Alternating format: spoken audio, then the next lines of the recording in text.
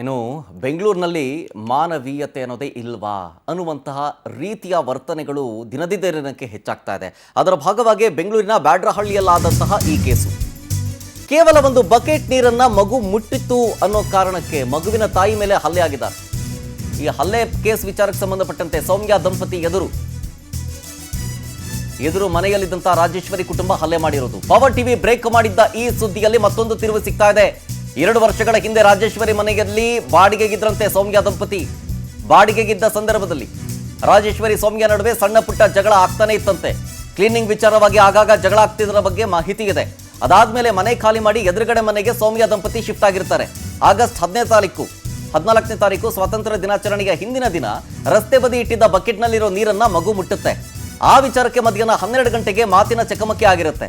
ಆಗ ರಾಜೇಶ್ವರಿ ಮತ್ತು ಮಗನಿಗೆ ಆವಾಜ್ ಹಾಕಿರ್ತಾರೆ ಸೌಮ್ಯ ಪತಿ ಗಂಗಾಧರ್. ಈ ಬಗ್ಗೆ ಅದೇ ದಿನ ಮಧ್ಯಾಹ್ನ ಪೊಲೀಸರಿಗೆ ಮಾಹಿತಿಯನ್ನ ಕೂಡ ರಾಜೇಶ್ವರಿ ಅವರು ಕೊಟ್ಟಿರ್ತಾರೆ.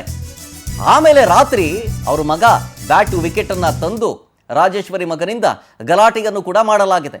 ಇದು ಆಕ್ಚುಯಲ್ ಆಗಿದ್ದು ಅನ್ನೋ ಮಾಹಿತಿ ಸಿಗ್ತಾ ಇದೆ. ಈ ವೇಳೆ ಸೌಮ್ಯ ಗಂಗಾಧರ್ ದಂಪತಿಗೆ ರಾಜೇಶ್ವರಿ ಪುತ್ರ ಥಳಿಸಿರೋದು ಅದರ CCTV ವಿಜುವಲ್ಸ್ ಗಮನಿಸ್ತಾ ಇದ್ದೀರಿ. ಬ್ಯಾಡ್ರಹಳ್ಳಿ ಠಾಣೆಯಲ್ಲಿ ರಾಜೇಶ್ವರಿ ಮತ್ತು ಮಗನ ವಿರುದ್ಧ ಈಗ ಕೇಸು ದಾಖಲಾಗಿದೆ. ಮಧ್ಯಾಹ್ನವೇ ಇದ್ರ ಬಗ್ಗೆ ಕಂಪ್ಲೇಂಟ್ ಕೂಡ ಕೊಟ್ಟಿರ್ತಾರೆ. ಅದಾದಮೇಲೆ ನೈಟ್ ಸುಮಾರು 8:30 ಸುಮಾರಿಗೆ ಈ ರಾಜೇಶ್ವರಿ ಅವರ ಮಗ ವಿಕೆಟ್ ಬ್ಯಾಟನ್ನು ಹಿಡ್ಕೊಂಡು ಬಂದು ಮನೆ ನುಗ್ಗಿ ಗಲಾಟೆ ಮಾಡಿ ಮನಸ್ಸು ಇಚ್ಛೆ ಹೊಡೆದಿದ್ದಾರೆ ಅಲ್ಲಿನ ದಂಪತಿಗೆ. ಮಹಿಳೆಗೂ ಕೂಡ ಓದಿಯೋದು, ಪಂಚ್ ಹೊಡಿಯೋದು, ವಿಕೆಟು ಬ್ಯಾಟ್ನಿಂದ ಹಲ್ಲೆ ಮಾಡೋದು, ಮನಸ್ಸು ಇಚ್ಛೆ ಹಲ್ಲೆ ಮಾಡಿದ್ದಾರೆ. ಜೊತೆಗೆ ಅವರ ಪತಿಗೂ ಕೂಡ ತಲೆಗೆ ಗಾಯ ಆಗಿದೆ.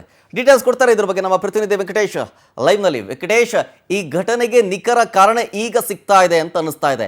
ಹಳೆಯ ಪ್ರಕರಣ ಅಂತ ಅಂದರೆ 2 ವರ್ಷದಿಂದಲೂ ಕೂಡ ಜಿದ್ದಿಗೆ ಬಿದ್ದಿದ್ರು, ಆಗಾಗ ಅವ್ರು ಕಂಡ್ರೆ ಆಗ್ತಾ ಇರಲಿಲ್ಲ.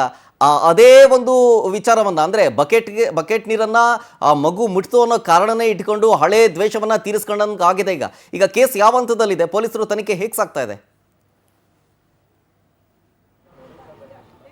ಶರತ್, ಏನಂತ ಹೇಳಿದರೆ ಈ ಒಂದು ಘಟನೆ ಆಗೋದಕ್ಕೂ ಮುಂಚೆ ಈ ಒಂದು ಹಲ್ಲೆಗೊಳಗಾಗಿರುವಂತಹ ಸೌಮ್ಯ ಮತ್ತು ಗಂಗಾಧರ್ ಏನಿದ್ದಾರೆ ಅವರ ಸಹೋದರಿ ಸೌಮ್ಯ ಅವರ ಸಹೋದರಿ ಅವರು ಒಬ್ಬರು ಕೂಡ ಈ ಒಂದು ಅದೇ ಮನೆಯಲ್ಲಿ ವಾಸವಾಗಿರ್ತಾರೆ. ವಾಸವಿದ್ದಂಥ ಸಂದರ್ಭದಲ್ಲಿ ಇವರ ಮಗು ಆ ಮನೆಗೆ ಹೋಗುವಂಥ ವೇಳೆಯಲ್ಲಿ ಬರಬೇಡ ಅಂತ ಕೂಡ ಹೇಳಿರ್ತಾರೆ. ಆದರೆ ಇದೇ ವಿಚಾರಕ್ಕೆ ಸಾಕಷ್ಟು ಬಾರಿ ಮಗು ಬರಬಾರ್ದು ಅಂತ ಹೇಳಿ ಗಲಾಟೆಯನ್ನು ಮಾಡಿದ್ರು. ಹಾಗಾಗಿ ಅವರು ಕೂಡ ವಾಪಸ್ ಹೋಗಿರ್ತಾರೆ. ಈ ಒಂದು ಗಲಾಟೆಗೆ ಸಂಬಂಧಪಟ್ಟಂತೆ ಈಗ ಒಂದು ಪ್ರಕರಣ ಕೂಡ ದಾಖಲಾಗಿದೆ. ಸೊ ಪ್ರಕರಣ ದಾಖಲಾದಂತಹ ವೇಳೆಯಲ್ಲಿ ಪೊಲೀಸರು ಕೂಡ ಈಗ ಆರೋಪಿಗಳ ಪತ್ತೆಗೆ ಮುಂದಾಗಿದ್ದಾರೆ. ಈಗ ಸ್ವತಃ ಹಲ್ಲೆಗೊಳಗಾಗಿದ್ದಂತಹ ಗಂಗಾಧರ್ ಅವರು ಇದ್ದಾರೆ. ಸರ್, ಅವತ್ತು ಏನಾಯಿತು ಇನ್ಸಿಡೆಂಟು? ಯಾಕೆ ಗಲಾಟೆ ಆಯಿತು? ಸರ್, ಒಂದು ಮಗು ವಿಚಾರಕ್ಕೆ ಮಗು ಆಚೆ ಕಡೆ ಬೀದಿ ದನಗಳು ನೀರು ಊಟ ಮಿಕ್ಕಿದೆಲ್ಲ ಹಾಕ್ತಾರಲ್ಲ, ಆ ಬಕೆಟ್ಗೆ ಅಲ್ಲೇ ಇದೆ ಬಕೆಟ್, ಗೇಟಿಂದ ಆಚೆ, ಗೇಟಿಂದ ಒಳಗಲು ಅಲ್ಲ ಅದು. ಅಲ್ಲಿ ಹೋಗಿ ಮಗು ಆಟ ಆಡಿದೆ. ಅದು ಒಂದೇ ಮಗು, ನಮ್ಮ ಮಗು ಒಂದೇ ಆಟ ಆಡೋದಿಲ್ಲ. ಈ ರೋಡಲ್ಲೆಲ್ಲ ಏಜ್ ಹುಡುಗರೆಲ್ಲ ಅಲ್ಲಿ ಹೋಗಿ ಆಟ ಆಡ್ತಿದ್ದಾರೆ. ಅವರು ನಮ್ಮ ಮಗುಗೆ ಅವಾಕ್ಯ ವಚದಲ್ಲಿ ಬೈದಿದ್ದಾರೆ.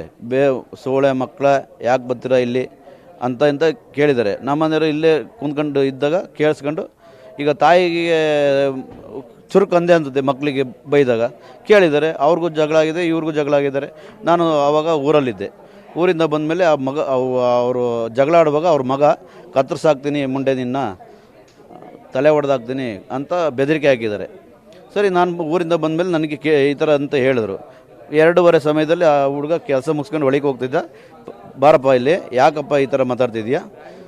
ನಿಮ್ಮಮ್ಮ ನಮ್ಮ ಮಿಸ್ಸಸ್ಸು ಜಗಳ ಆಡ್ತಾಯಿದ್ರಲ್ವಾ, ಜಗಳ ಆಡ್ಕೋಬೋದಾಯಿತು. ನೀನು ಮಧ್ಯದಲ್ಲಿ ಕತ್ತರಿಸ್ತೀನಿ ಬಿಡ್ತೀನಿ ಅಂತಂದರೆ ಮನೇಲಿ ಒಬ್ಬೊಬ್ಬರೇ ಇರ್ತಾರೆ, ನುಗ್ಗಿ ಏನಾರು ಮಾಡ್ಬೋದು ಅಂತ. ಇದೆಲ್ಲ ಗಲಾಟೆ ಆಯಿತು, ಕಂಪ್ಲೇಂಟ್ ಕೊಟ್ಟರೆ. ಈಗ ಪೊಲೀಸರು ಏನು ಹೇಳ್ತಾ ಇದ್ದಾರೆ? ಮತ್ತು ಈ ಹಿಂದೆ ಏನಾದರೂ ಅವ್ರ ಮನೆಯಲ್ಲಿ ಬಾಡಿಗೆಗಿದ್ರು ಅಂತ ಹೇಳಿದ್ರು, ನಿಮ್ಮ ಮಿಸ್ಸಸ್ ಅವ್ರ ತಂಗಿನ ಯಾರು ಇದ್ದರು? ಸೊ ಆ ಸಂದರ್ಭದಲ್ಲಿ ಏನಾದ್ರು ಜಗಳ ಆಗಿತ್ತು? ಸರ್, ಇಲ್ಲ, ನನ್ನ ಮಕ್ಕಳು ಬರ್ತಾರೆ ಅಂದ್ಬಿಟ್ಟಲ್ಲಿ ಅವ್ರು ಗೇಟ್ ಹಾಕೊಳ್ಳೋರು.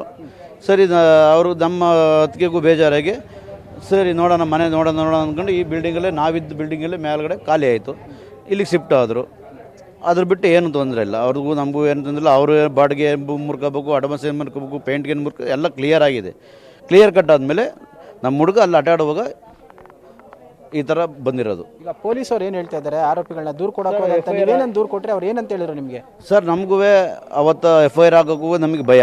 ಯಾಕೆಂತಂದರೆ ನಾವು ಎಲೆ ಮರೆ ಕಾಯಿ ಥರ ಜೀವನ ಮಾಡ್ತಿರೋರು. ಆಟೋ ಓಡಿಸ್ಕೊಂಡು ನಮ್ಮ ಮನೆಯವರು ಗಾರ್ಮೆಂಟ್ಸ್ ಪೀಸು ಹೊಲ್ಕೊಂಡು ಏನೋ ಜೀವನ ಮಾಡ್ಕೊಂಡು ಅಷ್ಟು ನಮ್ಮ ಸಂಸಾರ ಸಾಗಿಸ್ಕೊಂಡು ಹೋಯ್ತಾ ಇರೋದು. ನಾನು ಹಂಗಾದ್ರೂ ಸಾಹೇಬ್ರ ಹತ್ರ ಹೇಳಿದೆ, ಸರ್ ಅವ್ರನ್ನ ಕರೆದು ಬುದ್ಧಿ ಹೇಳಿ ನಮಗೆ ಇದು ಕೋರ್ಟು ಕಚೇರಿ ನಮಗೆಲ್ಲ ಏನು ಗೊತ್ತಿಲ್ಲ ನಮಗೆ. ಇದರೊಳಗೆ ಸಿಗಾಕ್ಸಕ್ಕೆ ಹೋಗ್ಬೇಡಿ. ಬಟ್ ಅವ್ರು ಏನಿದೆ ಕ್ಷಮೆ ಆಗಲಿ, ನನಗೇನು ಇಂಜುರಿ ಆಗಿದೆ ಅದೇನು ಬಿಲ್ ಪೇ ಮಾಡಿಬಿಡ್ಲಿ. ಇನ್ಮೇಲೆ ನಮ್ಮ ವಿಚಾರಕ್ಕೆ ಬರಬಾರ್ದು ಅವರು. ನಾನು ಅವ್ರ ವಿಚಾರಕ್ಕೆ ಯಾವತ್ತೂ ಹೋಗಿಲ್ಲ. ಅಲ್ಲ, ಈಗ ನೀವು ಹೇಳ್ತಿದ್ರಿ ಕಂಪ್ಲೇಂಟ್ ಕೊಡೋಕೆ ಹೋದಂಥ ಟೈಮಲ್ಲಿ ನಾನು ಬಂದು ಸ್ಪಾಟ್ ಮಾಜರ್ ಮಾಡಿದ್ದೀನಿ, ನಾನು ಏನು ಮಾಡಬೇಕು ಅಂತ ಹೇಳಿದ್ರಂದ್ರಲ್ಲ, ಅದನ್ನ ಏನು ಹೇಳಿದ್ರು ಪೊಲೀಸ್ನವ್ರು ಆ ಟೈಮಲ್ಲಿ ನಿಮಗೆ? ಸರ್, ಮಾಜೂರು ಮಾಡೋಕ್ಕಿಂತ ಮುಂಚೆ ನಾವು ಹಾಸ್ಪಿಟ್ಲಿಂದ